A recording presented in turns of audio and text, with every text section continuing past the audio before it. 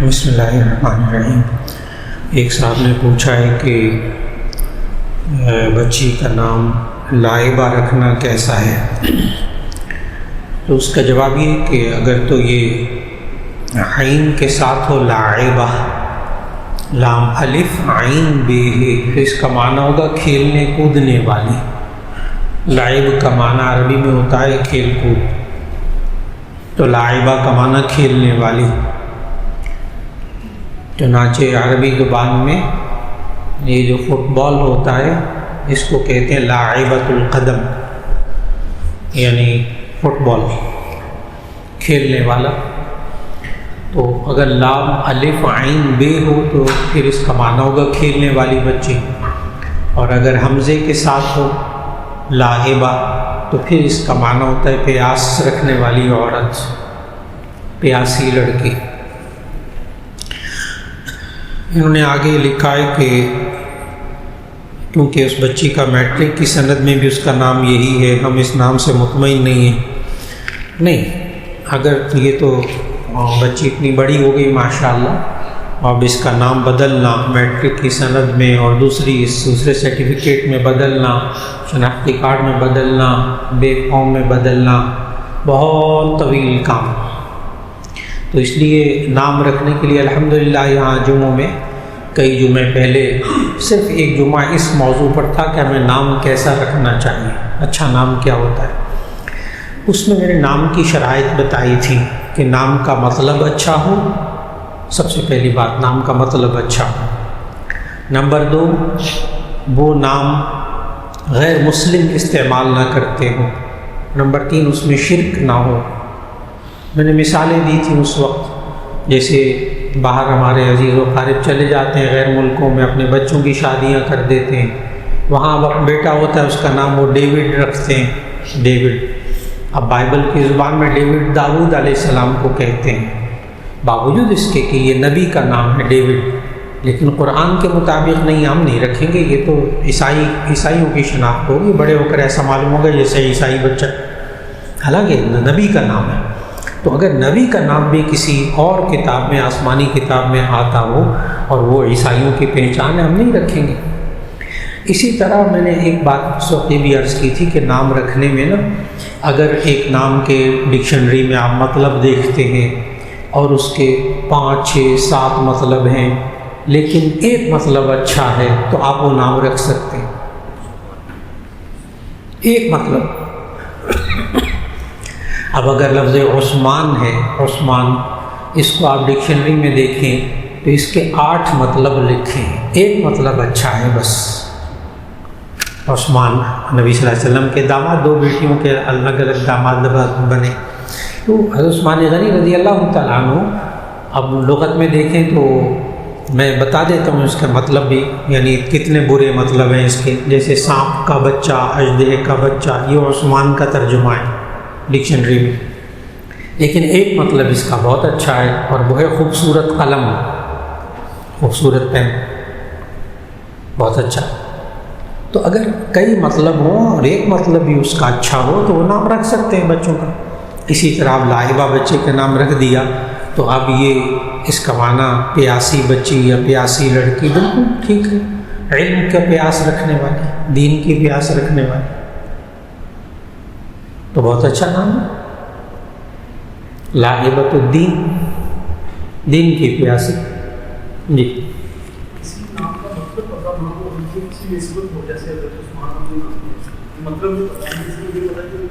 صحابہ کا نام، کسی نبی کا نام تھا، ٹھیک۔ تو اگر کسی صحابی کا نام ہو تو ایسی صورت میں مطلب نہ بھی پتہ ہو تو نام رکھنا جائز ہے، نام رکھنا جائز ہے، صحابی کی بات ہے، ہر شخص کی نہیں، کیونکہ نبی صلی اللہ علیہ وسلم کے سامنے وہ نام آیا، نبی صلی اللہ علیہ وسلم نے نام تبدیل نہیں کیا، نبی صلی اللہ علیہ وسلم پہ ایمان لانے کے فوراً بعد نام بدل دیتے تھے، اگر شرک ہوتا، اگر اس کا مطلب برا ہوتا، نام بدل دیتے تھے، جیسے حضرت ابو ہریرہ رضی اللہ تعالیٰ عنہ کا نام بدلا۔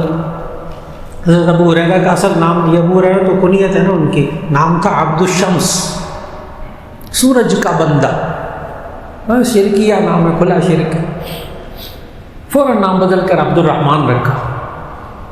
پھر ایک اور خاتون آئی نبی صلی اللہ علیہ وسلم کے، وہ بہت جاننے والوں کے بچے یعنی خاتون تھی، تو اس کا نام عاصیہ تھا۔ عاصیہ، عین الف صاد یہ ہے، ایک ہے آسیہ، وہ ٹھیک ہے، الف سین یہ ہے، اس کا معنی آرزو رکھنے والی، امید رکھنے والی، لیکن عاصیہ عین الف صاد یہ ہے، اس کا مطلب ہوتا ہے نافرمان عورت، نافرمان عورت۔ اب یہ نہیں کہ عربیوں کو ترجمہ نہیں آتا تھا، نہیں، وہ رکھتے تھے کہ یہ ہماری بیٹی نافرمان ہے، کسی کا کہنا نہیں مانے گی۔ وہ جیسے بعض لوگ ہوتے ہیں نا، وہ قبائلی علاقوں میں نام رکھتے ہیں، ایسے ایسے عجیب و غریب نام رکھتے ہیں، تو وہ نام بہادری اور یہ وہ سامنے ایسے خفا بیکار باتیں۔ نبی صلی اللہ علیہ وسلم نے عاصیہ اس خاتون کا نام رکھ کر جمیلہ نام رکھا۔ جمیلہ کا معنی خوبصورت عورت۔ تو معلوم ہوا کہ نام کا ایک مطلب بھی ہو تو نام رکھ سکتے ہیں، لہذا لائبہ نام اب نہ بدلے، میٹرک میں پہنچ کر نہ بدلے۔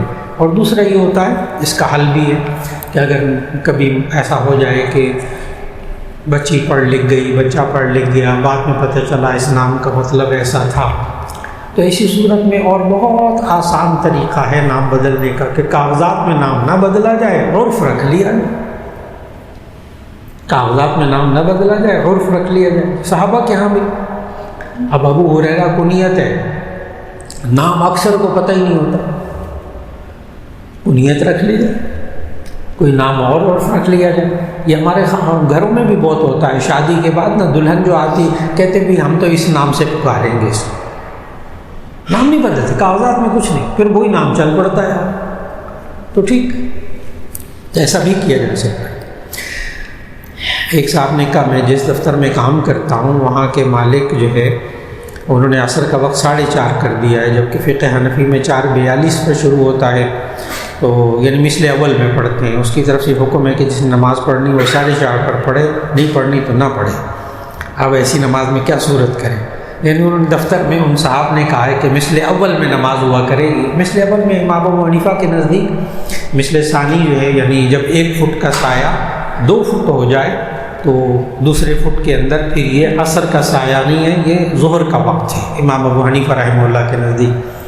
لیکن صاحبین جو امام ابو یوسف اور امام محمد رحمہ اللہ، امام شافعی وغیرہ، ان کے نزدیک یہ مثل اول جو ہے یہ ظہر کا وقت ہے، مثل ثانی عصر کا وقت ہے۔ چنانچہ ہمارے جتنی حنفی مساجد ہیں نا ان میں الحمدللہ مثل ثانی جس میں اختلاف ہے اس میں کوئی نماز بھی نہیں ہوتی۔ جامعہ اشرفیہ میں، انداز کراچی، جتنے ہمارے بڑے بڑے ادارے مساجد، لاہور میں بھی مثل ثانی میں پڑھتے ہی نہیں کوئی نماز بھی، نہ ظہر نہ عصر۔ کیوں؟ تاکہ اختلاف سے بچ جائیں۔ مثل اول یعنی 1 فٹ سایہ ہو، ایک چیز 1 فٹ ہے کسی کا، لکڑی کا 1 فٹ کا سایہ تو اس کا 1 فٹ کا سایہ ہوگا تو اس کے ایک مثل کہتے ہیں۔ لہذا 2:45 بجے سے پہلے ظہر کی نماز مساجد میں ختم ہو جاتی آج کل، پھر اس کے بعد 4:45 بجے کے بعد عصر ہوتی۔ اب یہ یعنی 3 بجے سے لے کر اور 4:30 بجے تک یہ جو 1.5 گھنٹہ بن جاتا ہے یہ مثل ثانی کا، اس میں ہمارے ہاں نماز پڑھتی نہیں کوئی بھی، مسجد میں نماز ہوتی ہوئی صرف اس وجہ سے تاکہ متفق علیہ نماز ہو جائے۔ پہلے مثل میں نماز پڑھے سب کے نزدیک، ظہر کی نماز ٹھیک ہو جائے گی، جو مرضی آ جائے، مثل ثانی میں پڑھے، مثل ثالث میں، تیسرے مثل میں عصر کی نماز پڑھیں، اختلاف ہی کوئی نہیں۔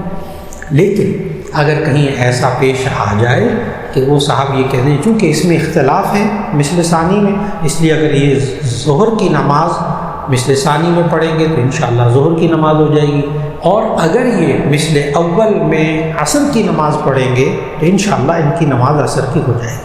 جیسا کہ سعودی عرب میں جتنے حضرات جاتے ہیں حرمین میں، مسجد نبوی میں اور مسجد حرام میں، تو وہاں تو مثل اول میں عصر کی نماز ہوتی، تو ہم بالکل یہی کہتے ہیں 100% ٹھیک ہے پڑھ لیں نماز نہ چھوڑیں، اس لیے یہ جائز، کیونکہ اس میں اختلاف ہے، اس اختلاف کی گنجائش کی وجہ سے موجود۔ لیکن میں نے بتایا کہ ہم حنفی حضرات کا جو ہمارے علماء ان کا عمل کس پر ہے کہ جی ہم نے اختلافی وقت میں نماز کوئی پڑھی نہیں، صرف بس بات ختم ہو گئی۔ ایک صاحب کہتے ہیں بچوں کے ماں باپ پر کیا حقوق ہیں اور وہ کون سے ہیں، یعنی بچوں کے ماں باپ پر حقوق کیا ہیں، ماں باپ پر کیا حق ہے۔ تو جو ماں باپ بچوں کے حقوق، میں ایک بات سمجھانا چاہتا ہوں جو یہ بچوں کے ماں باپ پر حقوق، بچوں کے حق، تو ماں باپ کے فرض ہو جائیں گے، اور جو ماں باپ کے حق ہیں وہ بچوں کے کیا ہوتے ہیں؟ فرض ہوتے ہیں۔ کاش کہ یہ بات سمجھ میں آ جائے معاشرے کے اندر۔ میں پھر الفاظ دوہرا دیتا، مثال بھی دوں گا۔ جو ماں باپ کا فرض ہے وہ بچوں پر، بچوں کا حق ہے، اور جو ماں باپ کا حق ہے وہ بچوں پر فرض ہے۔ جیسے کہنا ماننا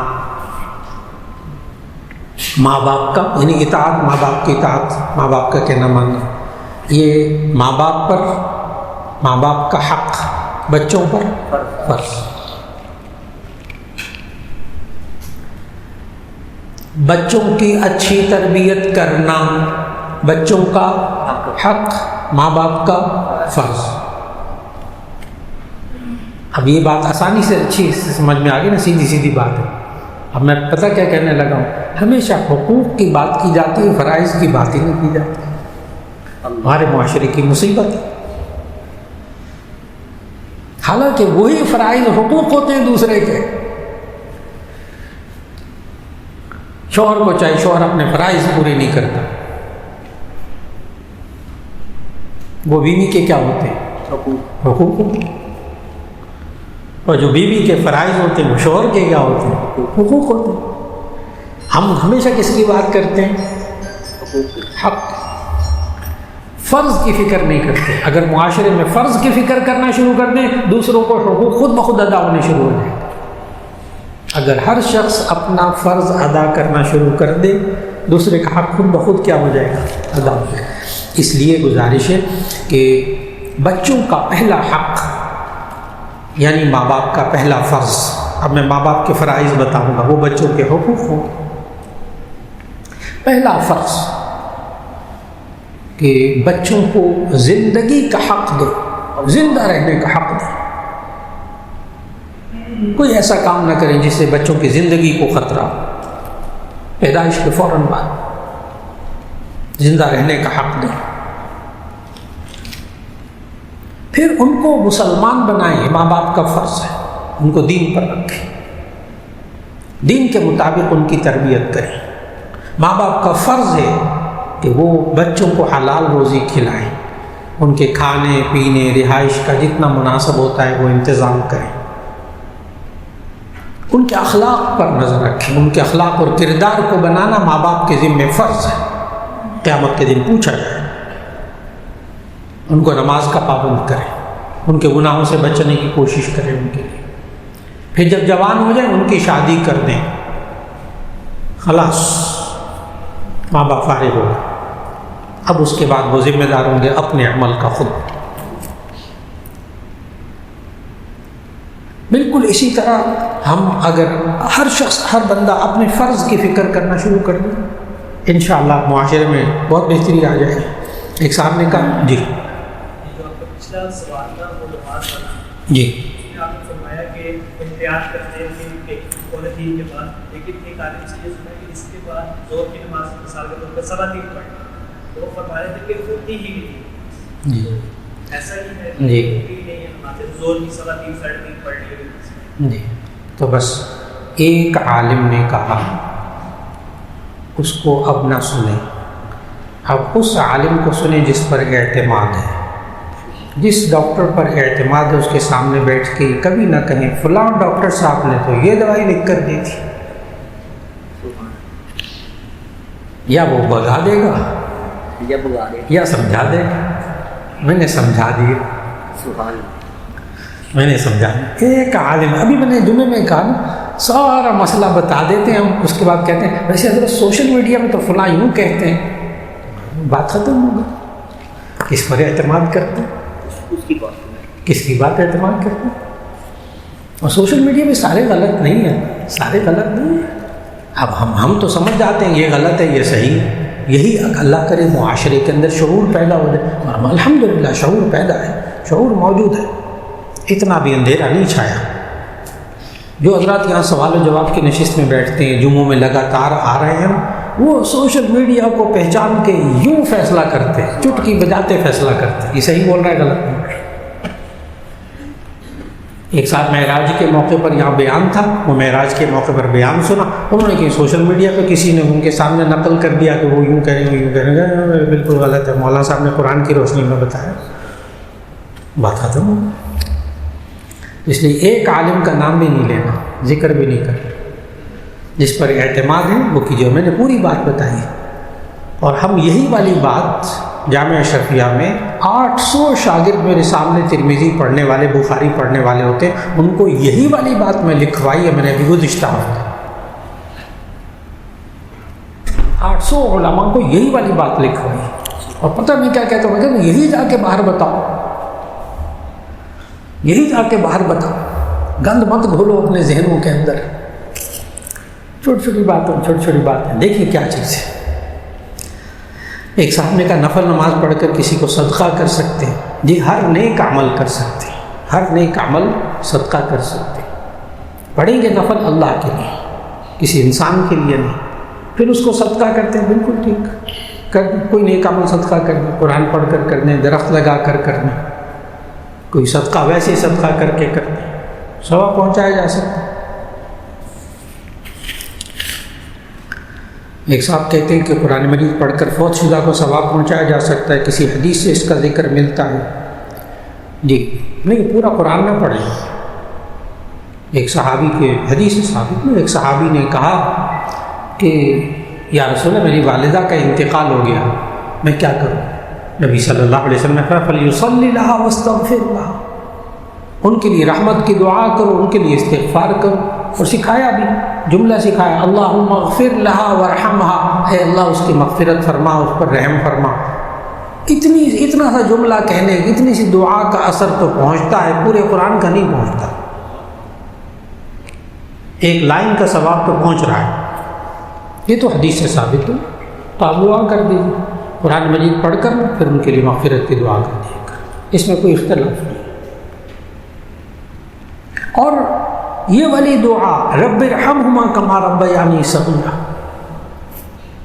رب ارحمہما کما ربیانی صغیرا، اے اللہ ان دونوں پہ رحم فرما جیسے انہوں نے بچپن میں پالا تھا۔ کیا اس دعا کا اثر ماں باپ تک نہیں پہنچے گا؟ آپ ہر نماز کے اندر تحیات میں بیٹھ کے پڑھتے ہیں۔ ایک طالب علم نے پوچھ بھی لیا، نوجوان تھا بیچارہ، کہنے لگا وہ استاد جی وہ زندہ ماں باپ کے لیے مغفرت کی دعا کر سکتے ہیں؟ زندہ ماں باپ کے لیے مغفرت کی دعا کر سکتے ہیں؟ میں نے کہا اللہ کے بندے، ہر نماز میں تحیات میں کرتے ہوئے یہ والا کام اللہ نے سکھایا، رب اجعلنی مقیم الصلاۃ ومن ذریتی ربنا وتقبل دعا۔ آگے غور سے سنیے، ربنا اغفر لی ولوالدی وللمؤمنین یوم یقوم الحساب، اے اللہ میری مغفرت فرما، میرے ماں باپ کی مغفرت فرما، زندہ ماں باپ ان کی مغفرت فرما، لیکن کب؟ یوم یقوم الحساب، جب حساب کا دن آئے۔ ابھی نہیں مارنا ہے اللہ میرے ماں باپ کو، ابھی مارنے کا، وہ مغفرت کا مطلب ہوتا ہے نا بس جائیں چھٹی کریں، جان چھوڑیں، نہیں، یوم یقوم الحساب، جب حساب کا دن ہو تو اسی نے اللہ مغفرت فرما۔ تو یہ تو ہر نماز میں مانگتے ہیں۔ ہاں البتہ یہ ضرور بتاتا جاؤں گا کہ قرآن مجید پڑھنا اس کا ثواب، بخشنا بھی جائز، لیکن اس کے لیے خاص دن مقرر کر لینا اور مسجد کے مدرسے سے بچوں کو بلانا اور ان کو بٹھا کر پڑھانا، پتہ نہیں ان کا ثواب پہنچتا نہیں پہنچتا، آپ خود سوچیے گا بیٹھ کر، میں کوئی فتویٰ نہیں لگاؤں گا، فتویٰ لگاتا بھی نہیں، میں مفتی بھی نہیں، میں تو مسئلہ بتاتا ہوں۔ تو جن بچوں کو مسجد سے بلایا جاتا ہے نا مدرسے سے قرآن پڑھنے کے لیے، ان کے ساتھ بیٹھ کر گھر کا کوئی بندہ کھانا بھی نہیں کھاتا، بعد میں کھانا بھی کھلاتا ہے، کھانا نہیں کھاتا، سارے لوگ کرسیوں پر بیٹھے ہوتے ہیں، ٹانگ پہ ٹانگ رکھ کے، سارے رشتہ دار ان قرآن پڑھنے والے ذلیل بچوں کو نیچے بٹھایا ہوتا ہے، گھٹیا بچوں، اور پھر اس کے بعد ان سے کوئی ہاتھ بھی نہیں ملاتا، کوئی ان کی عزت بھی نہیں کرتا، دیکھنے والے بھی جو ہوتے ہیں ان کی عزت نہیں کرتے۔ اب ہم ان کا ثواب اپنے ماں باپ کو پہنچائیں گے، یہ قرآن پڑھیں گے ثواب پہنچے گا، میرے نزدیک تو کچھ اور ہی پہنچے گا۔ یعنی ایک بندے کو بلا رہے ہیں، آپ اس کو ذلیل بھی سمجھ رہے ہیں، حقیر بھی سمجھ رہے ہیں، اور اس سے قرآن بھی پڑھوا رہے ہیں، اس سے ہمارے مردے بھی بخشے جائیں گے، کیسے ہو جائے گا؟ ہاں آپ پڑھیے، خود پڑھیے، اپنے ابا جی کو بخشیں، انشاءاللہ ضرور بخشش ہوگی۔ میں نے بتایا وہ بدعات سے بچیے، بس بدعات سے بچیے۔ جی جی جی نام لے لے بہت اچھا، نہیں نام لیں گے تو کوئی حرج نہیں، اللہ پہنچا دے گا. اللہ کو ڈاک کا پتہ پورا معلوم، کہاں پہنچانا ہے سب. ڈاک کا پتہ اللہ کو معلوم کہاں پہنچانا ہے، اور ایک کو نہ پہنچائے سب کو پہنچائے، سب کو پورا پورا پہنچے گا. یا اللہ جتنے ایمان والے فوت ہوئے سب کو پہنچا دے اس کا سب، سارے میرے رشتہ داروں کو پہنچا دے جو فوت ہو پہنچ جائے انشاءاللہ. مرد کے لیے اللہ مغفر ورحم. جی اللہ اگر مرد فوت ہو جائے تو پھر کہ باپ فوت ہو جائے تو کہنا اللہم اغفر لہ ورحمہ، اے اللہ ان کی مغفرت فرما، ان کے رحم فرما. اصل میں جس طرح ہم زندگی میں دیکھتے ہیں نا، ماں باپ کو کس چیز کی ضرورت ہے، اب کھانے کی ضرورت ہے، اب پانی کی ضرورت ہے، اب دوا کی ضرورت ہے، بالکل اسی طرح اب یہ ماں باپ کے دنیا سے جانے کے بعد یہ سوچنا چاہیے اب ان کو کس چیز کی ضرورت ہے. تو اب ان کو دو چیزوں کی ضرورت ہے، ایک مغفرت اور ایک رحمت. اللہم اغفر لہ ورحمہ، اے اللہ ان کی مغفرت فرما، ان پر رحمت فرما. ایک صاحب نے کہا جب وطر فرض نہیں ہے اور حضور کی سنت ہے، اس کی قضا کے بابت تو احناف اس کو قضا کرنے کو کیوں کہتے ہیں؟ جی وطر فرض نہیں ہے، سنت بھی نہیں ہے، واجب. وطر کی نماز واجب، فرض اور واجب کی قضا ہوتی، سنت کی قضا نہیں ہوتی.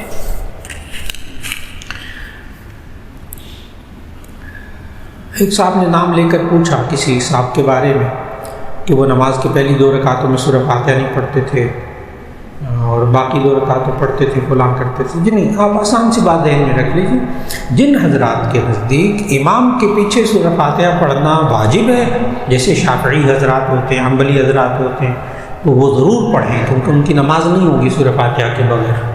اور امام ابو حنیفہ رحمۃ اللہ علیہ کہتے ہیں جب امام نماز پڑھتا ہے تو اللہ کہتا ہے اذا قرئ القرآن فاستمعوا لہ وانصتوا، جب قرآن پڑھا جائے غور سے سنو، خاموش رہو. تو جو حنفی حضرات ہیں وہ پیچھے خاموش رہیں کیونکہ ان کا پڑھنا مکروہ تحریمی ہے، اور دونوں حق پر ہیں، دونوں حق پر ہیں. ہم یہ پڑھاتے ہیں باقاعدہ، دونوں حق پر ہیں، اس لیے کہ دونوں کے پاس حدیث اور قرآن کی دلیل موجود. ایک صاحب کہتے ہیں بیت المال کیا چیز تھی؟ بیت المال سے حکومت بھی چلائی جاتی تھی، کیا اس میں زکوٰۃ کی رقم شامل کی جاتی تھی؟ جی بیت المال کہتے تھے، نبی صلی اللہ علیہ وسلم نے خود قائم کیا، خلفائے راشدین نے قائم کیا اور بڑا زبردست قائم کیا. بیت المال جس میں عوام کا پیسہ آتا تھا، مال غنیمت بھی آتا تھا، اور پھر اس سے لوگوں کے فلاح و بہبود کے کام اور تنخواہیں دینے کا کام جو کہ حکومت کا کام کرتے تھے، بیت المال سے ادا کی جاتی تھی. زکوٰۃ کا جو پیسہ ہے وہ ایک الگ چیز ہے. زکوٰۃ کے پیسے کے لیے 8 مصرف اللہ تعالیٰ نے سورہ توبہ کی آیت نمبر 60 میں بتائے. انما الصدقات للفقراء والمساکین والعاملین علیہا والمؤلفۃ قلوبہم وفی الرقاب والغارمین وفی سبیل اللہ وابن السبیل. 8 مصرف زکوٰۃ صرف ان کو، بیت المال میں سے زکوٰۃ صرف ان کو جاتی تھی. باقی جو عطیات اور دوسرے ٹیکسز وغیرہ وصول کیے جاتے تھے، محصولات اس دور میں بھی ہوتے تھے محصولات، اور پھر جو مال غنیمت آتا تھا یہ بیت المال میں جمع ہوتا تھا اور پھر اس کو اس طریقے کے مطابق تقسیم کرتے. زکوٰۃ جو ہے وہ صرف اور صرف 8 مصارف پر بس. ایک صاحب نے کہا کہ نماز پڑھتے ہوئے جماعت کھڑی ہو گئی، مؤذن نے تکبیر کہہ دی، کیا بعد والی نماز نے جو مسجد میں تھا اس کی تکبیر اولیٰ پا لی؟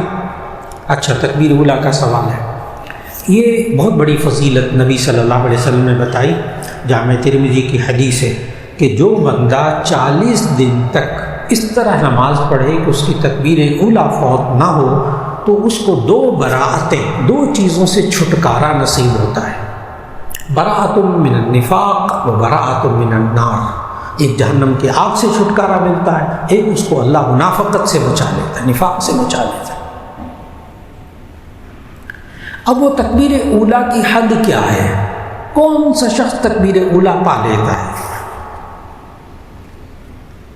اکثر علماء نے کہا کہ نمبر 1 امام اللہ اکبر کہے تو یہ بھی ساتھ اللہ اکبر کہے. سب سے افضل تو یہ والا ہے، نماز میں امام اللہ اکبر کہے تو یہ بھی کیا کہے؟ اللہ اکبر ساتھ کہے. بعض فقہا نے کہا کہ اگر وہ امام کو قراءت میں پالے، امام ابھی کھڑا ہے، قیام کی حالت میں آ کر امام کے ساتھ مل گیا، تو ایسی صورت میں اس نے تکبیر اولیٰ کو پا لیا۔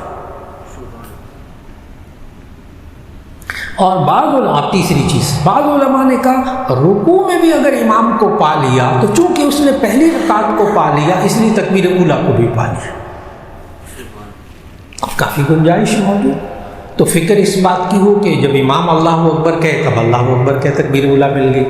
نمبر 2، قیام میں امام کے ساتھ شریک ہو جائے تب بھی تکبیر اولیٰ مل گئی۔ اور تیسرا قول تو بس کہ جی رکوع میں بھی چلے گئے نا تو رکعت مل گئی نا تو سمجھے تکبیر اولیٰ بھی مل گئی، یہ بھی قول ہے، اور تینوں درست۔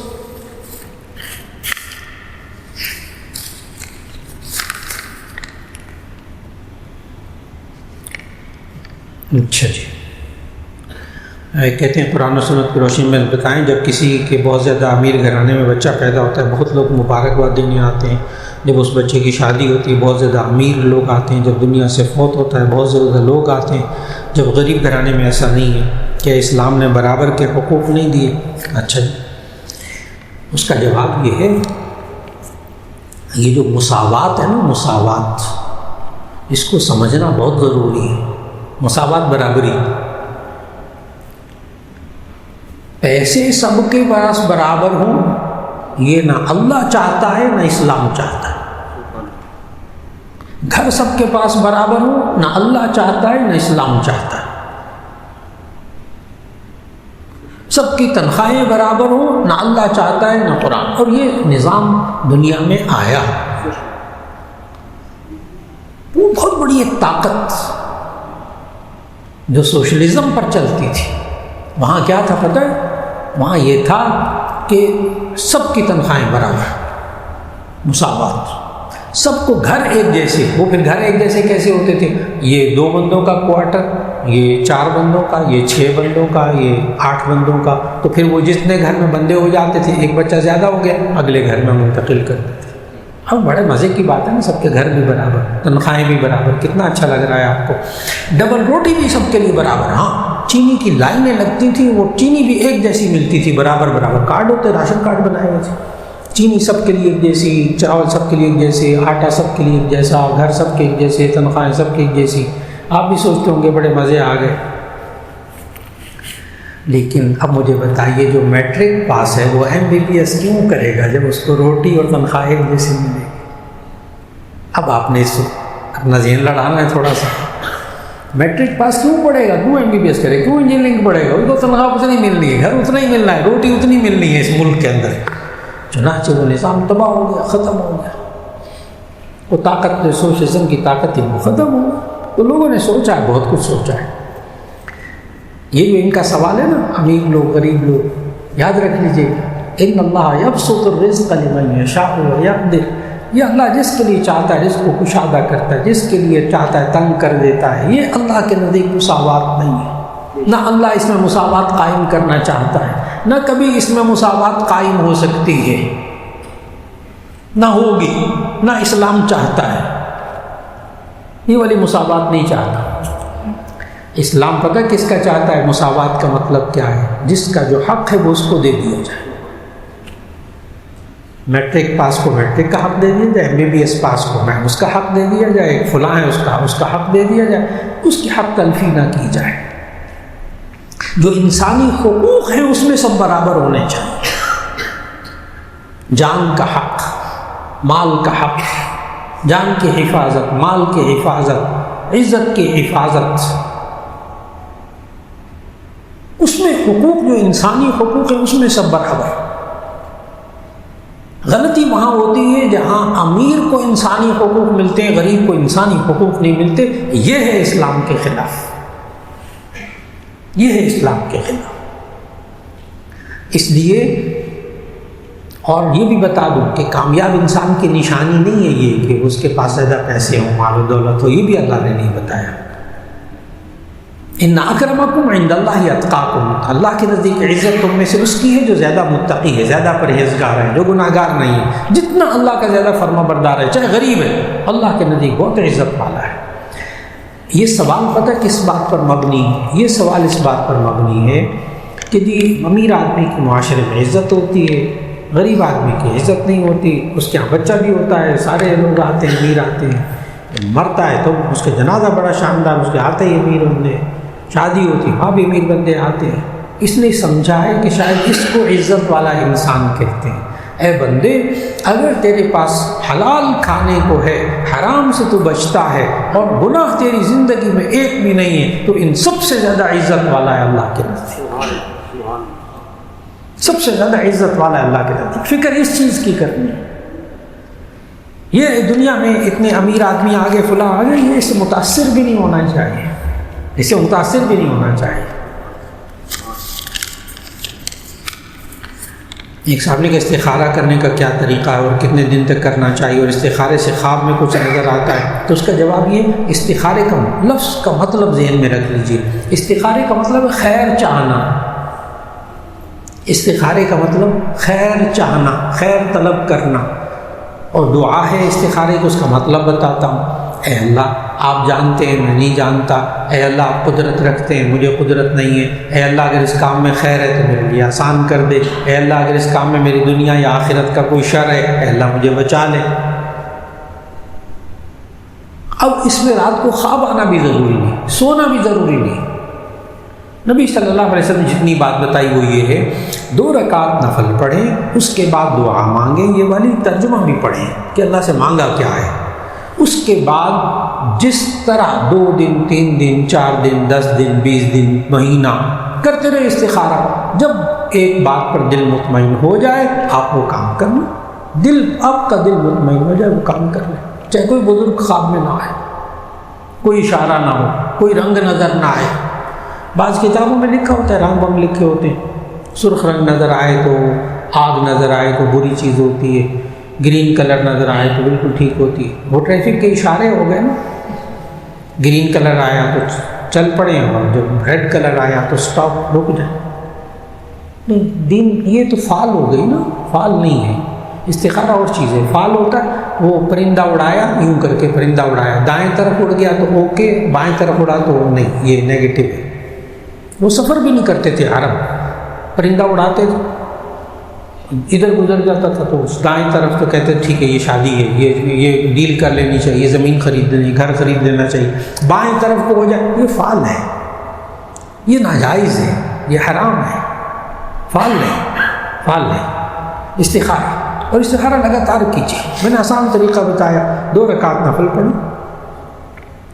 اور پھر اس کے بعد دعا مانگیں، چاہے نہ سوئیں، نہ سوئیں، 3 دن استخارہ۔ پتہ لوگ ڈرتے ہیں استخارہ کرتے ہوئے، مجھے کہتے ہیں مولانا صاحب آپ استخارہ کریں۔ پھر بعض لوگ ذرا ہوتے ہیں نا جن سے بندہ بات کر سکتا ہے، میں ان سے گزارش کرتا ہوں آپ کیوں نہیں کرتے، میں طریقہ بتاتا ہوں، آپ کیوں نہیں کرتے۔ پتہ کیا آگے سے مجھے کہتے ہیں مولانا اصل بات یہ ہم گناہ گار لوگ ہیں، اگر ہاں آ گئی نا استخارے میں اور ہم نے وہ نہ کام کیا تو بہت برا ہوگا، اور اگر نہ ہو گئی پھر ہم نے وہیں رشتہ کر دیا تو پھر بہت برا ہو جائے گا۔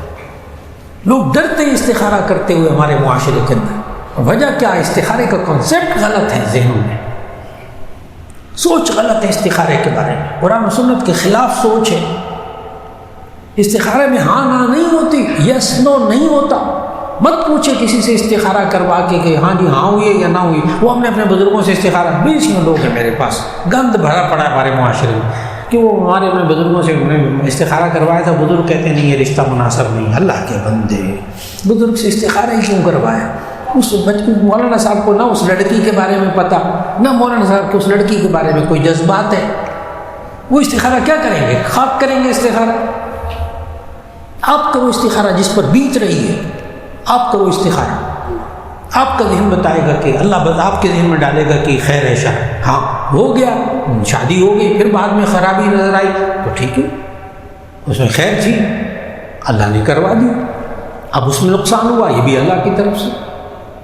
اور اگر وہ شادی نہیں ہوئی نا، استخارہ کرتے رہے، کوشش بھی کرتے رہے، دعائیں بھی مانگتے رہے، نہیں ہوا نا، تو یقین رکھیں آپ نے یہی مانگا تھا اللہ سے کہ اللہ اگر اس میں شر ہے تو بچا لے، اللہ نے بچا لیا، اب ناراض ہوتے،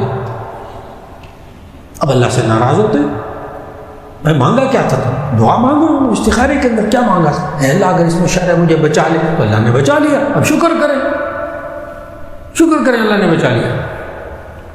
تو استخارہ کرنے کا طریقہ بھی میں نے عرض کیا. 2 رکعت نفل استخارے کی دعا پڑھتے رہو.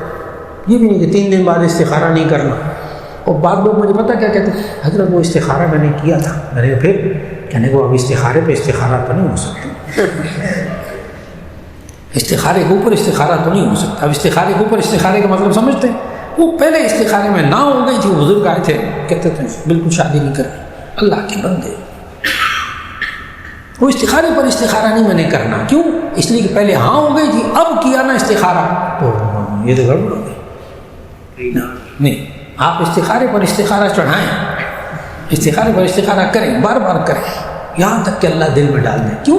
اللہ نے آپ نے اللہ سے خیر مانگی ہے تو 1 دن 2 دن تو خیر نہیں مانگنی. بعض حضرات کو تو میں کہتا ہوں جب رشتہ آتا ہے میں کہتے ہیں حضرت بس دل بڑا خوف زدہ ہو رہا ہے، ڈر رہا ہے بہت دل، بیٹی کی شادی کرنی ہے، میں سمجھ میں نہیں آتا. نظر تو بہت اچھے آتے ہیں رشتے والے، تو میں ان سے کہتا ہوں نکاح تک استخارہ کرتے رہو، نکاح تک استخارہ کرتے رہو. کیا اللہ سے خیر مانگنی ہے نا تو نکاح تک خیر مانگتے رہو. اے اللہ خیر. اور پھر اگر کوئی بات ہو گئی نا، جدائی ہو گئی، کچھ ہو گیا تو پھر یقین رکھنا کہ اس میں کیا ہے خیر. بس اپنی کوتاہی نہ ہو کوئی اس میں. ایک صاحب جی ہاں بہت اچھا بہت اچھا ہاں بہت اچھا انہوں نے بتایا بھائی صاحب نے، ماشاء اللہ دین کی فکر رکھتے ہیں کہ نبی صلی اللہ علیہ وسلم. اب ایسا بعض لوگ ہوتے ہیں نا کہ سودا کرنا ہے دکان پہ، اب آ گیا بندہ کراچی سے آیا، پتہ نہیں کہاں سے آیا، بھئی سودا لینا ہے تو میں ابھی 2 رکعت پڑھوں گا اور استخارے کی دعا مانگوں گا، پھر رات کو سوؤں گا، کل بتاؤں گا کہ اللہ کے بندے شام کو میں نے جانا ہے، واپسی کی فلائٹ ہے، سودا کرنا نہیں کرنا. اب آپ اس وقت اگر فیصلہ چاہتے ہیں نہیں اتنا ٹائم تو کم از کم اتنا تو پڑھ لیں، اللہم خیر لی واختر لی، اے اللہ میرے لیے اس کام میں جس میں خیر ڈال دے اور اس کو میرے لیے پسند کر لے، اور اگر برا ہے چھوڑوا دے اس تو اللہم خیر لی واختر لی، جزاک اللہ خیر. بہت اچھی دعا، یہ بھی حدیث سے ثابت، اللہم خیر لی واختر لی. اور آپ کو ایک عجیب بات بتاؤں، جامع ترمذی کی حدیث سناؤں. استخارہ کرنا کتنا ضروری ہے، کرنا چاہیے. نبی صلی اللہ علیہ وسلم نے فرمایا، حدیث کے الفاظ پڑھنے لگا ہوں جامع ترمذی کے، من شقاوت ابن آدم ترکہ استخارۃ اللہ، من شقاوت ابن آدم ترکہ استخارۃ اللہ، ابن آدم کی بدبختی ہے اللہ سے استخارے کو چھوڑ دیں. ابن آدم کی بدنصیبی ہے کہ وہ اللہ سے خیر مانگنا چھوڑ دے. یعنی اللہ سے تعلق تو کوئی نہیں، اللہ سے خیر ہی نہیں مانگنا. ایک صاحب نے کہا کیا اسلامک بینک کا منافع حلال ہے، اپنی ذات پر خرچ کر سکتے ہیں؟ جی اسلامی بینک ہے، بینک میزان بینک ہے، اسلامی بینک ہے، جن پر علماء نگرانی کر رہے ہیں اور علماء کہہ رہے ہیں یہ ٹھیک ہے. اب علماء کہہ رہے ہیں یہ ٹھیک ہے، ویسے وہ فلاں عالم کہتے ہیں یہ غلط ہے. سنتا ہوں میں دبا کے سنتا ہوں، پھر وہی بات آ گئی نا، اعتماد کریں ایک عالم یا پھر اسی پر اعتماد کریں. یہ نہیں کہہ رہا ان کی بات نہ مانیں، نہیں پھر اسی پر اعتماد کریں. جی جی جی بالکل، میں نے بتایا مضاربہ سب کو سمجھانا، مضاربہ مشارکہ مشکل ہوتا ہے، لیکن میں آسان کر کے اس کو سمجھاتا ہوں. مضاربہ کہتے ہیں، آسان کر دیتا ہوں بہت آسان، مضاربہ کہتے ہیں ایک کا نہ ادھار نہیں، مضاربہ کہتے ہیں ایک کا پیسہ ایک کی محنت منافع کسی طرح تقسیم ہو جائے. بہت آسان کر دیا میں. جائز، آپ کا پیسہ بینک والوں کی محنت منافع تقسیم ہو جاتا ہے، جائز. اور مشارکہ کئی لوگوں کا پیسہ اور وہ سارے 4 5 8 10 100 بندے ان پارٹنر بھی ہیں، پارٹنر مشارکہ جائز. اجارہ بھی اسی طرح جائز، کرائے پر لیتا دینا جائز. تو یہ جو بینک اسلامی بینک ہیں جن پر مفتیان حضرات نگرانی کر رہے ہیں، ان کا منافع 100% حلال، شک نہ کریں، شک پیدا بھی نہ کریں. منافع حلال، اپنی ذات پر خرچ کریں، عبادات پر خرچ کریں، جائز. میں نے پھر کہا کہ ذہن میں شک کی گنجائش نہ رکھے، یہ علماء پہ رکھے. اگر شک ہوتا ہی علماء کبھی فتویٰ نہ دیتے، اتنے دیانتدار علماء ہیں الحمدللہ. اگر ان کے خود اپنے ذہنوں میں ڈاؤٹ ہوتا نہ شک ہوتا، یہ کبھی نہیں یہ کہتے کہ حلال ہے، کیونکہ ان سب کا گناہ ان کے ذمہ لکھا جانا تھا، اور اب ان کے ذمہ گناہ نہیں لکھا جائے گا. اتنا واضح ہو گئی بات. تو میں نے پھر کہا اعتماد علماء پر، وہ مخصوص علماء پر اعتماد، جس پر آپ اعتماد کرنا چاہتے ہیں اعتماد کیجیے. ایک صاحب نے کہا اگر والدین اپنی زندگی میں اپنے بیٹے اور بیٹی میں جائیداد تقسیم کریں تو کیا اس تقسیم کا تناسب بھی وراثت کے مطابق ہونا چاہیے؟ اگر زندگی میں بیٹے کو کچھ دے دیں مگر بیٹی کو نہ دیں تو وراثت پر اس کا کیا اثر ہوگا؟ تو اس کا جواب یہ کہ زندگی میں آپ چاہے سارا مال کسی ایک کو دے دیں، دو کو دے دیں، تین کو دے دیں، کسی طرح تقسیم کر دیں، جائز. ظلم نہ کریں، ظلم نہ کریں. اب کیسے؟ ایک بیٹا جو نا وہ میرا بہت ہی بیچارہ معمول ہے، پڑھ لکھ بھی نہیں سکا، ذہنی طور پر بھی ایسا ہی ہے، اس کو میں زیادہ دے دیتا ہوں تاکہ وہ کما لے. دوسرا بیٹا ماشاءاللہ وہ تو کماتا بھی ہے سب کچھ، اس کو زندگی میں ذرا کم دے دیتا ہوں. بیٹی وہ بہت ہی بیچاری عجیب حالات میں، ان کو ذرا میں زیادہ دے دیتا ہوں، بیٹے کو کم دے دیتا ہوں. جائز، یہ ظلم نہیں ہے. لیکن میں نے فلاں بیٹے کو نہیں دینا، اس کو وراثت سے محروم کرنا ہے. میں نے ہر صورت میں زندگی میں دے کے جاؤں گا کسی مدرسے میں، کسی جامعہ شفیہ میں، ساری جائیداد دے دوں، بچوں کو نہیں دیں. اب حدیث سن لیں، مشکات شریف جلد اول کی آخری حدیث، پہلی جلد کی آخری حدیث. نبی صلی اللہ علیہ وسلم نے فرمایا جو شخص اپنے وارثوں کو وراثت سے محروم کرتا ہے اللہ اس کو قیامت میں جنت کی وراثت سے محروم کر دے. ایسی خواہ ساری زندگی کما کر آخرت میں آخر آ کر اپنی آخرت ہی مجھے ڈوبا ہے، کیا فائدہ؟ اپنی آخرت خراب کریں، اس سے بچیں. ہمارے جامعہ شفیع میں بہت لوگ آتے ہیں، بہت لوگ، فائلیں دبائی ہوتی ہے رجسٹری، بس ہم جامعہ شفیع کے لیے وقف کرنے آئے. ہم نے کہا جی آپ کے بچے، آپ کی بیٹی، آپ کی بیوی، وہ نہیں میں نہیں دینا، سارے بہت تنگ کیتا، میں ایک پیسہ نہیں دینا، بھگا دیتے ہیں. اس لیے جامعہ شفیع میں جب بھی کوئی جائیداد آتی ہے نا وقف کی کہ جی ہم یہاں مدرسے کے لیے دینا چاہتے ہیں، جامعہ کے لیے دینا چاہتے ہیں، دینی ادارہ مسجد کے لیے دینا چاہتے ہیں، تو ان کے لیے کہا جاتا ہے جتنے وارث ہیں ان کو جامعہ شفیع کے دارالافتاء میں بلائیں، وہ سب مفتی صاحبان کے سامنے خوشی سے اجازت دیں. پھر اب باپ زندہ ہے، وراثت ابھی نہیں ہوئی، لیکن کہتے ہیں اختلافی بات نہیں، اور اگر اختلافی کریں پھر کہیں اور جا کر کریں، وہاں نہیں. تو اس لیے بیٹے اور بیٹی کو زندگی میں ظلم نہ کریں، اور اگر زندگی میں اس طرح دیں گے کہ جی بیٹے کو وراثت کے مطابق دوں گا، بیٹی کو وراثت کے مطابق دوں گا، سبحان اللہ، بہت اچھا. ایک صاحب نے کہا وہی امام کے پیچھے سورہ فاتحہ پڑھنی چاہیے نہیں پڑھنی چاہیے، سارا وہی ہے مسئلہ. تو اس کا جواب پھر وہی، جس کا جو مسلک کو اس کے مطابق عمل کر لیجیے. اگر مسلک یہ ہے کہ جی پیچھے سورہ فاتحہ پڑھنا واجب ہے، ضرور پڑھیں کیونکہ آپ کے مسلک میں نماز نہیں ہوگی. اور اگر حنفی ہیں مت پڑھیں پیچھے، کیونکہ امام ابو حنیفہ بکری پیچھے پڑھنا، امام کے پیچھے سورہ فاتحہ پڑھنا مکروہ تحریمی ہے، حرام کام کا گناہ ہوگا. کیوں؟ قرآن کہتا ہے آگے غور سے سنو، خاموش رہو. تو ٹھیک ہے خاموش رہو، بس بات ختم. اور جو اس پر دوسرے مکاتب میں فکر والے ہیں وہ اس پر عمل کریں، انشاءاللہ نجات دونوں کی ہو جائے گی. دونوں حق پر ہیں، شافعی بھی حق پر ہیں، حنبلی بھی حق پر ہیں، مالکی بھی، حنفی بھی. ایک صاحب کہتے ہیں ایک دوست نے بزرگ سے بیعت کروائی، اس میں 4 شرائط تھیں: 5 وقت کی نماز، ذکر خفی 2 وقت، حرام نہیں کھانا، جھوٹ نہیں بولنا. میں نے اس بات پر بیعت کر لی. تو اب تھوڑے عرصے بعد قریب معلوم ہونا کہ شیخ کے بارے میں اگر دل میں ذرا سی منفی بات آ جائے سارے اعمال ضائع ہو جاتے ہیں، بعض اوقات انسان کا ایمان بھی جاتا رہتا ہے. بہت پریشان ہوں، کیا کروں؟ ظاہری استاد کے بارے میں کوئی بات آ جائے تو کوئی فرق نہیں پکڑا، مگر باطنی کیفیت میں جن بزرگ سے لیتے ہیں اس میں بہت احتیاط ہے. نہیں، اتنے محتاط نہ ہوں. اچھا، بزرگ کو جس سے بیعت کی ہے نا اس کو صرف انسان سمجھے، کوئی نبی یا رسول نہ سمجھے. نبی رسول گناہوں سے معصوم ہوتے ہیں.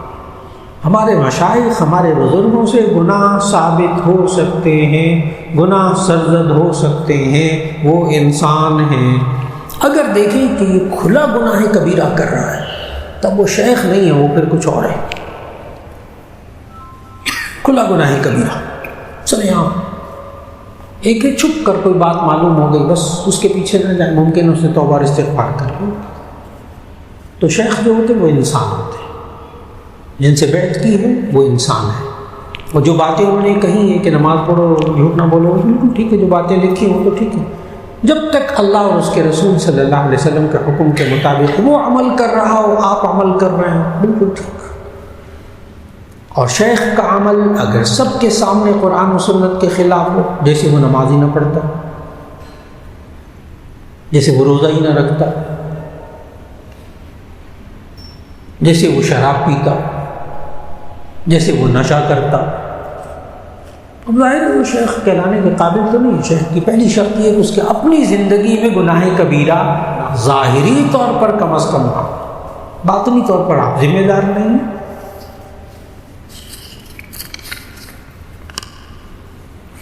تو اس لیے شیخ کے بارے میں اگر دل میں ذرا سی بھی بات آ جائے تو سارے اعمال آپ کے ضائع نہیں ہوتے، فکر نہ کریں. چل وہ تو اپنے بھائی کے بارے میں بھی بدگمانی کر لیں تو اس کا بھی گناہ ہے، بیوی کے بارے میں بدگمانی کر لیں اس کا بھی گناہ ہے، وہ تو اس کا بھی گناہ ہے، اس گناہ میں مبتلا نہ ہو انسان. بدگمانی پر بھی میرا ایک جمعہ بھی گزشتہ گزرا ہے بہت. ایک صاحب نے کہا میرا داخلہ فلاں یونیورسٹی میں ہو گیا ہے اور میرا نام فلاں جگہ بھی آ گیا ہے، میرا شوق جو ہے نا وہ یہ کرنا سول انجینئرنگ کرنے کا ہے، میں میڈیکل جو ہے نا وہ مکینیکل یو ٹی سے کروں، میرے ماموں سعودی عرب میں. یہ میرے خیال آپ الگ سے پوچھ لیجیے، کوئی دینی مسئلہ نہیں. ہاں میں سارا دیکھ لیا، پڑھ لیا، تو میرا شوق ہے، ایک والدہ کا اصرار ہے کہ میں پڑھنا، میرے سے پڑھا بھی نہیں جاتا، کیا کروں. ہم دونوں کو، مجھے اور مجھے والدہ کو اطمینان ہو جائے. جی سب سے بڑی بات میں جو دین کی بات اور جو اسلامی بات اور جو ایک سائیکالوجیکل نفسیاتی بات ہے نا وہ یہ ہے کہ بچوں پر اصرار نہ کریں، یہی فیلڈ اختیار کریں، ہرگز یہ کام نہ کریں اس معاشرے کے اندر. تو انہیں ڈاکٹر ہی بننا ہے، رسول ترغیب دیں، ترغیب دیں، میڈیکل پڑھ لو، انجینئرنگ پڑھ لو، لیکن جب بچہ باشعور ہو جائے پھر اس کی سوچ کے مطابق دیکھیں وہ کیا چاہتا ہے. اب وہ بایو اس کو سمجھ میں نہیں آتی، کہتے ہیں ڈاکٹر بنو، فزکس کیمسٹری بیچارے کے بس میں نہیں، کہتے ہیں ڈاکٹر بنو. نہیں، اب یہ ظلم نہ کریں. بچے کو سب سے پہلے تربیت میں یہ ہے کہ بچے کی زندگی میں گناہ نہ ہو، سب سے اہم ترین چیز گناہ نہ ہو. ڈاکٹر بن گیا اور اچھا انسان نہ بنا تو وہ تو جانوروں سے بدتر ہوگا.